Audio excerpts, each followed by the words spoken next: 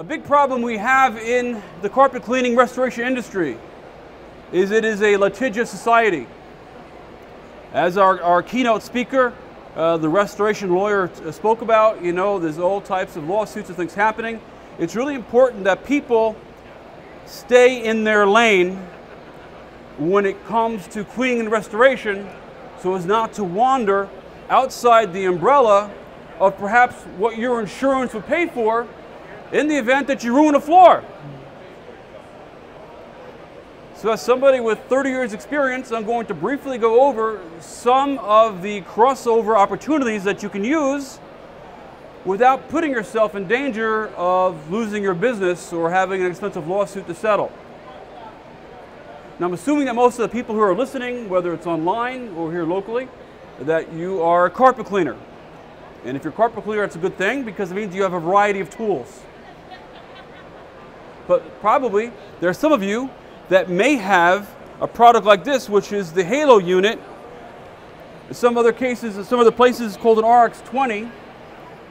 Okay, a unit like this.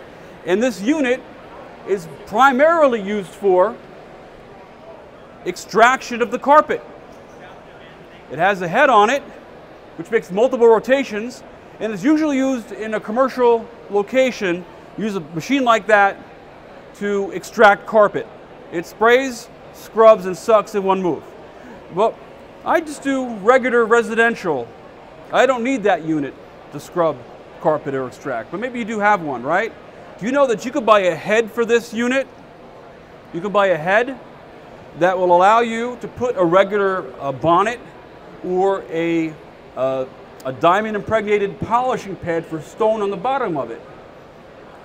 So you're a carpet cleaner that cleans commercial or residential that has one of these units that's primarily a carpet cleaning tool, but it weighs 50 pounds.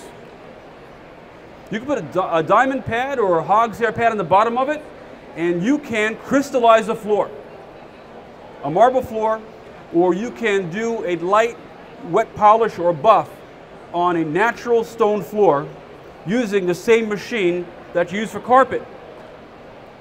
What stops you from doing that? Training, lack of experience, fear of the unknown. But how many times have carpet cleaners avoided bidding on stone because you just don't know how to clean it or how to polish it? But if you had a Halo machine from the KleenRite people, and it comes with this head for cleaning carpet, for an extra $150, you get the block that goes underneath it that will hold a fiber pad or a diamond impregnated pad. So you can use it to buff, to bonnet, to polish multiple surfaces. Stone, porcelain, natural stone. And when I say stone and natural stone, there's stones out there today that are synthetically made. What they'll do, these crafty manufacturers, is they'll take stone remnants, pieces of stone, and they'll grind it up in a big grinder, and they'll add epoxy to it, and they'll make fake stone. Like Velveeta cheese. Velveeta cheese, that's made of leftover cheese from other cheese, right? And then they melt it up in a big pot, and they color it yellow. It's synthetic cheese. Tastes delicious, right? Or the spray cheese in the can, synthetic cheese. They make synthetic stone. It has natural properties, but it's man-made. And so I recommend that you take an SMT class or a class to learn about stone, but you might already have the equipment in your van to polish stone. And you think, well, I gotta go buy a machine, I have to do this and that and whatever. If you're a carpet cleaner, you probably already have everything you need to polish and buff wood, natural stone, porcelain, and other types of marbles, etc. Now, we also have a CRB machine, like the one we have here from Carpet Clean America. I'm going to hold this up. This is a wonderful machine. This is a 10-inch machine. And this machine can be used multiple processes for multiple surfaces. Now, as a carpet cleaner, the primary way of using the CRB machine is for low moisture encapsulation. You spray down an encapsulation product,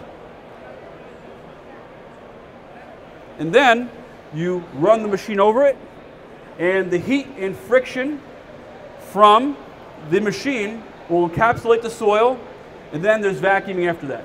And that, for people that buy these machines, that's what they're using it for. But there's other brushes available for this equipment. You can get a black brush, which is the hard surface bristle, and the bristles are uneven. Does anybody know in the audience why it's important for tile and grout cleaning to have uneven bristles? Who has an expensive toothbrush? Are the bristles all the same? The bristles aren't even. Why are the bristles uneven? Okay, I'll tell you.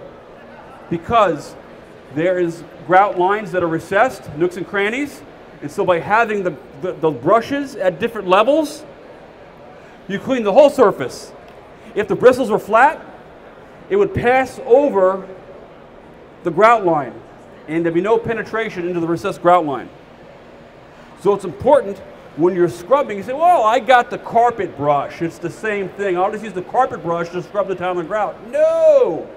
You got to get the black bristle brush that has the uneven surface that you can use to get the grout lines that are recessed, the nooks and crannies. Because where does the dirt reside, right? When you're cleaning a residential job, the dirt line is at the bottom of the grout channel.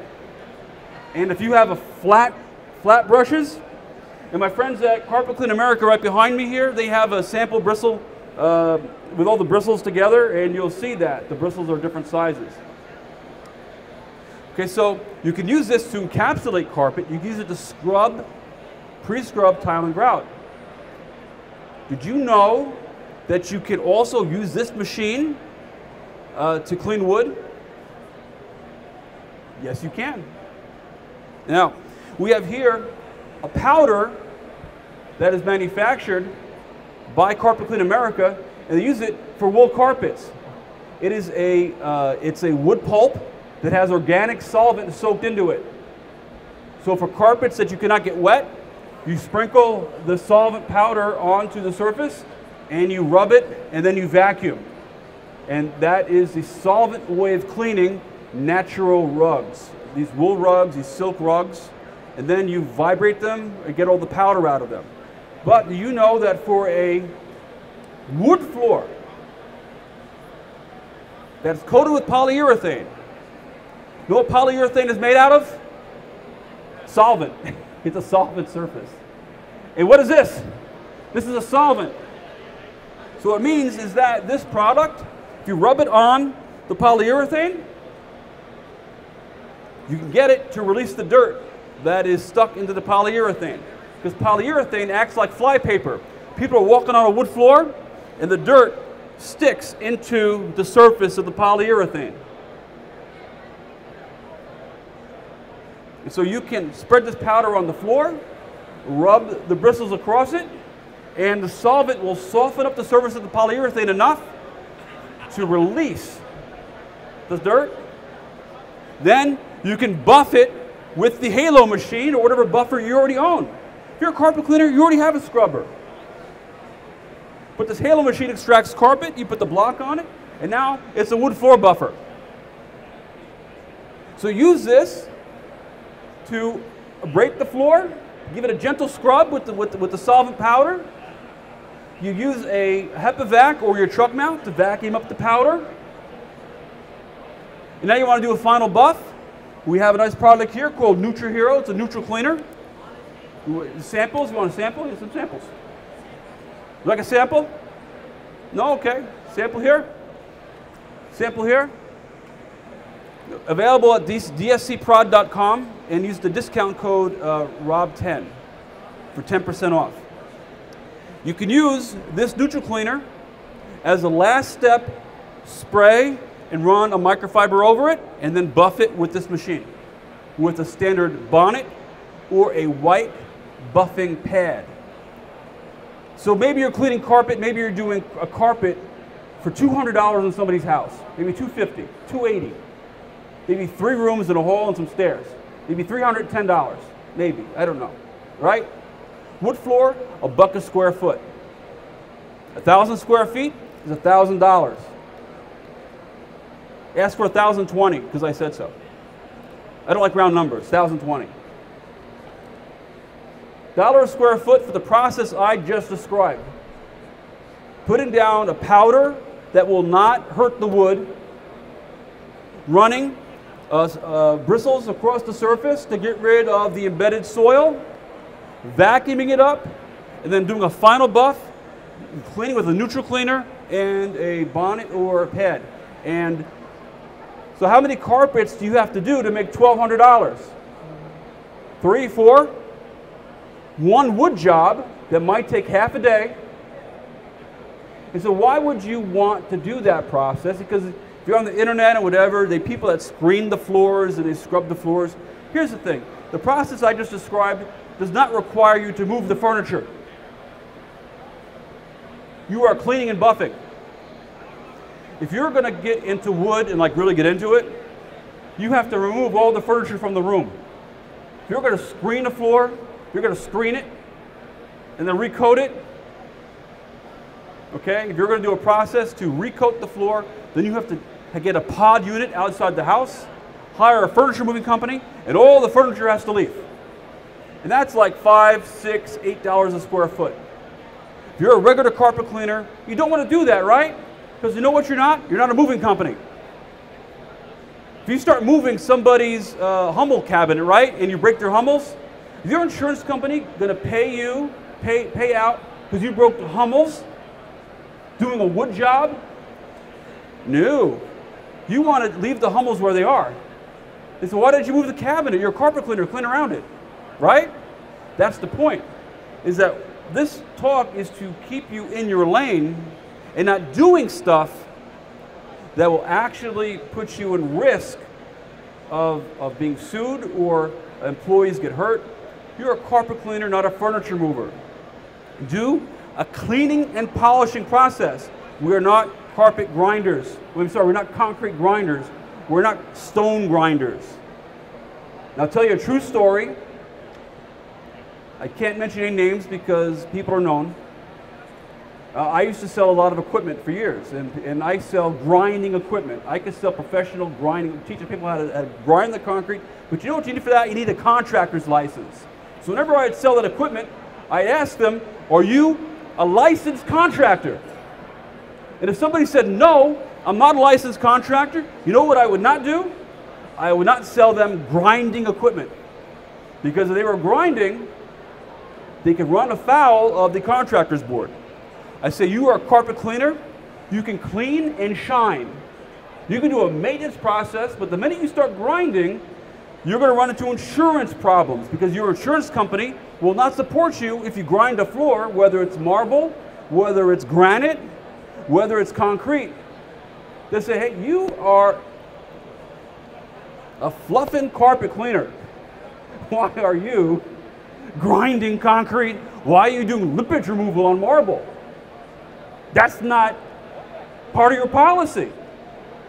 And the contractor's board says, what are you doing lippage removal for? You're repairing the floor. Floor repairs, you can't do that.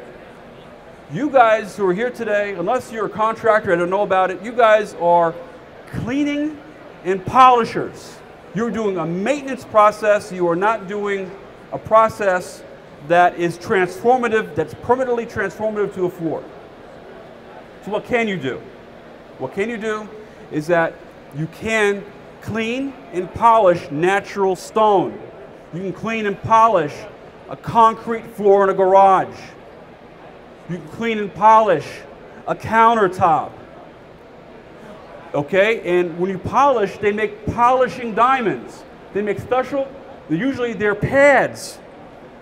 You don't grind with a pad. Does anybody know why you do not grind with a soft pad system? Does anybody know? Okay, I'll tell you. Because the soft pad is soft. And you can put a wave in a flat surface with a soft pad if you're removing material. You need to get a hard puck. The hard puck passes over the surface. If you have a 50-pound halo machine and you put underneath it like a Zoom pad from Stone Pro, a Banastre pad from Banastre. These pads are mushy and squishy. I called it diamonds for dummies. Don't take it the wrong way. I tell you, well, diamonds for dummies, because it is almost impossible for you, unless you're really, really bad at the job, to put a groove in the floor with a pad system. But if you have a puck system, the flat pucks that they sell, I think, too freely out there, okay, what you can do is that if you're not paying attention, you can put a divot in the floor that you cannot put the material back in the floor once you take it out. You've bought the floor. That should scare you.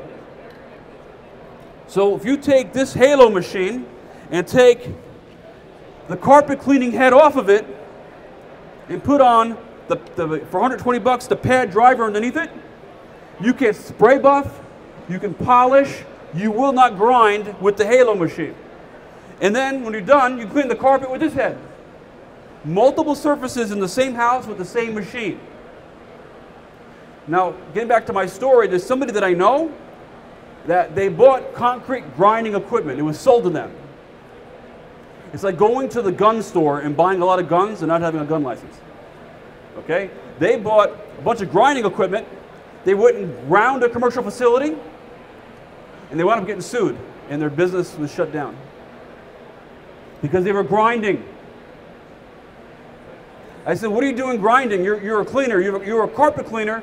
Your license, your business license says clean and polish. Stay in your lane.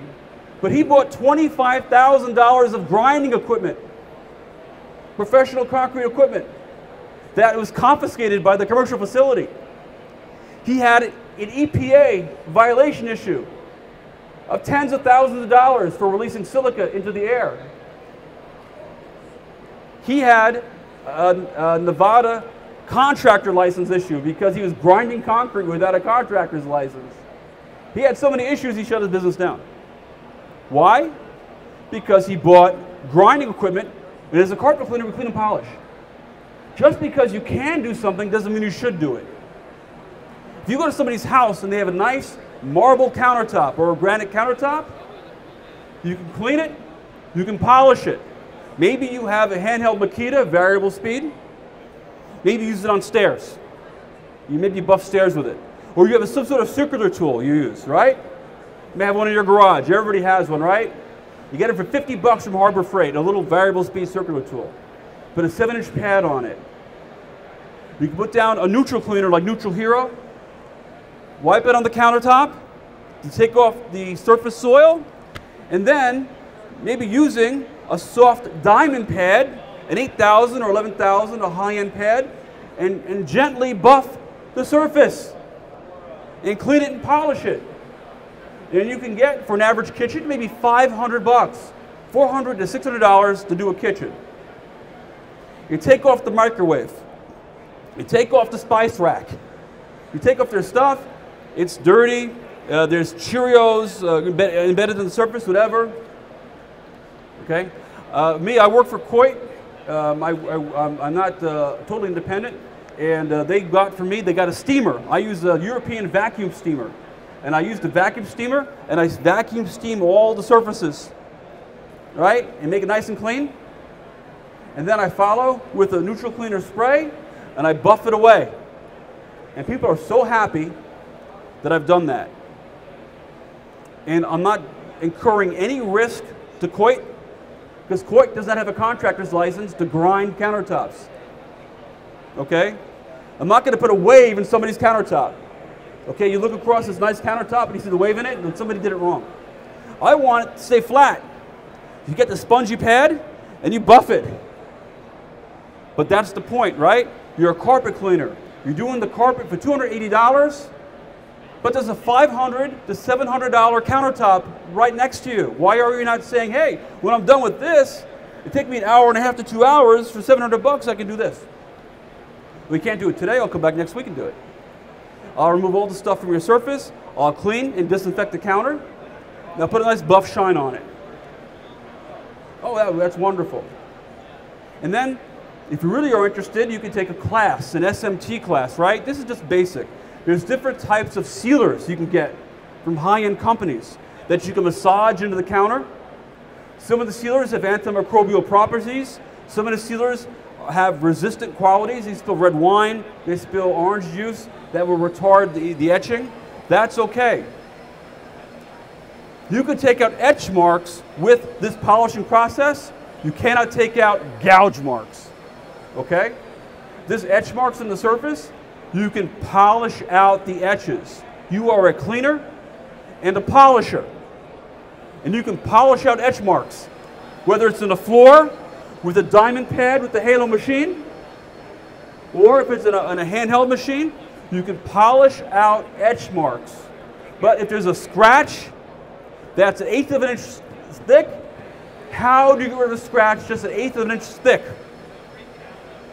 You need to grind off 1/8 of an inch of the surface to match the scratch, right?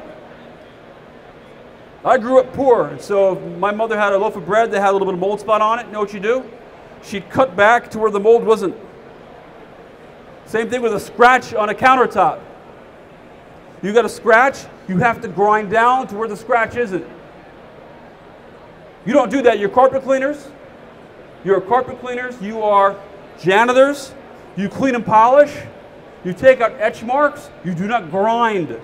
If you grind, be prepared to be dropped by your insurance company if somebody complains about you. I had this guy come and he put a wave in my countertop. I need a new counter. The insurance company says, "You're a carpet cleaner. What are you doing grinding the floor? You need a different insurance policy for that. You're on your own, buddy." Now, there are, okay, here's the scat from DSC. Okay? This is multiple, because it eats organic matter, right? This will not permanently alter a surface. You can use this on multiple surfaces. Vic, you want a sample? Here's a sample. This is a bioenzymatic process. If you come by the DSC booth over here, we have a big wad of toilet paper that over the last 2 days has been slowly dissolving because it eats organic matter, and paper is organic. But you know what? You do not have to rinse this out of the carpet. This leaves behind a beneficial residue. So if you finish cleaning the carpet and there's some PP, you can spray this on the carpet, rub it in. You want a sample? Please. The sample, okay. And then you can walk away from it. Or if you have a urine-infested carpet, you can flood the carpet with it and then extract it. But does it just work on carpet? No, it works on countertops. You have embedded organic matter in the pores of stone. You have a marble or granite countertop that smells like fish because somebody cut a fish up on the counter, and now the granite countertop smells like fish odor. Why? Because granite is porous, and maybe the fish oil got embedded in the granite.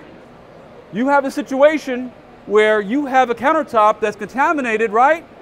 And they want to sell you a device that will, at 1,000 PSI, a spinner, to do a spinner